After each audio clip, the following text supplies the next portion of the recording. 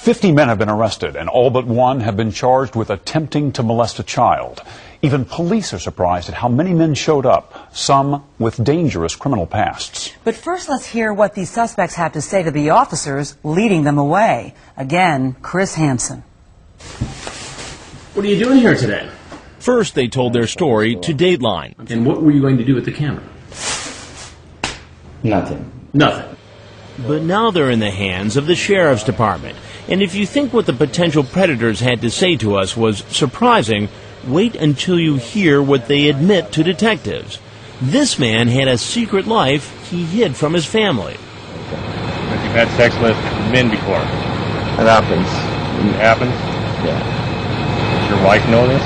No, she doesn't. As you've seen before, after a suspect leaves our house, he gets arrested. Then he's driven away in an unmarked car and brought here to a makeshift booking station. A teacher. Remember this man? Kinky man in Corona? What grade do you teach? High school. You have right to speak with an attorney and have him present. A detective reads the teacher his rights. He declines to comment. But this man, the one who came ready with apple pie, whipped cream, and contraceptive cream, does talk. With your rights in mind, will you talk to me? I'll try. He tells the detective that he and his wife are splitting up, and it's caused him a lot of stress. You on probation or parole? I've never even had a ticket. I've never done anything. I mean, this is like the one time in my life I ever f***ed up, and why should I come over here? I have a wife at home, you know. I should be at home trying to fix things between me and her. Oh, it's just a CD. Detectives question the married songwriter who showed up looking for sex with a 13-year-old. So I had everything with me. Viagra? Well, that's all there in the car. And Cialis. That's all there in the car in case I would have run into someone else, not necessarily this girl. And remember the federal agent? He can't seem to stop talking to the cops. My father was a police officer. I was a police officer. I worked for the Department of Homeland Security. Okay. I understand you guys have a job to do, and I'm not trying to tell you anything else other than that. I swear to God, as God is my witness, I'm wearing a St. Michael's medal right now. Okay? I was not going to do anything with her. But the detective doesn't seem to be buying his story. But I'm telling you, I don't believe it that you didn't intend to have sex at some point with this girl. I swear to God, sir, I was not. It would have happened. Sir, okay? I swear to God it was not. I guarantee you, it would have happened.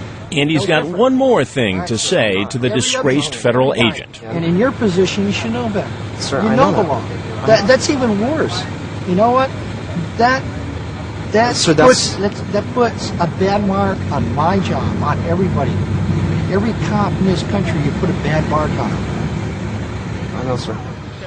And as for this man, the 65-year-old who told us he'd be willing to have sex with a 13-year-old, believe it or not, all he wants to do is call his mom. I should call my mother and let her know that I got home safely. Well, that's going to be arranged through the jail. Because she'd be worried that I didn't get home. I was en route from her place.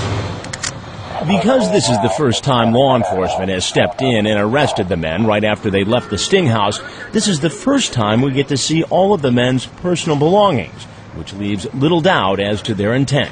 Camera, a disc that I'm sure contained some sort of pornography. He also had a thing of lube. Guess what the detectives found on this man? What is this? Some pills? Okay. What kind of pills?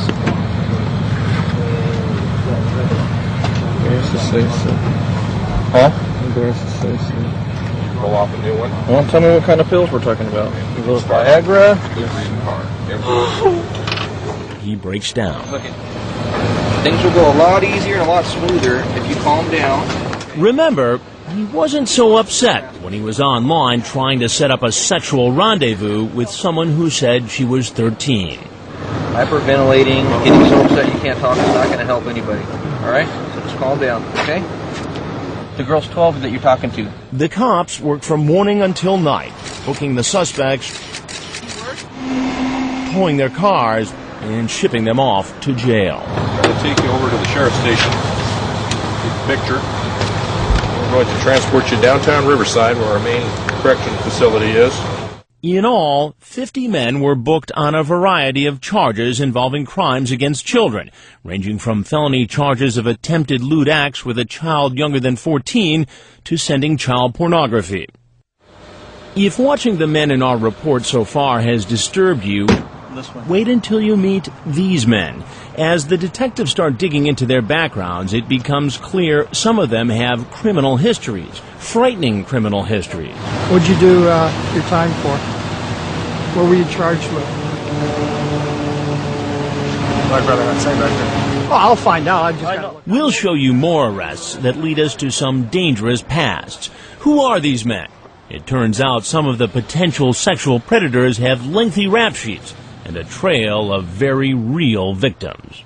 I had finally confessed to my mom that he was sexually abusing me, and we didn't find out till later that he was also sodomizing my brothers.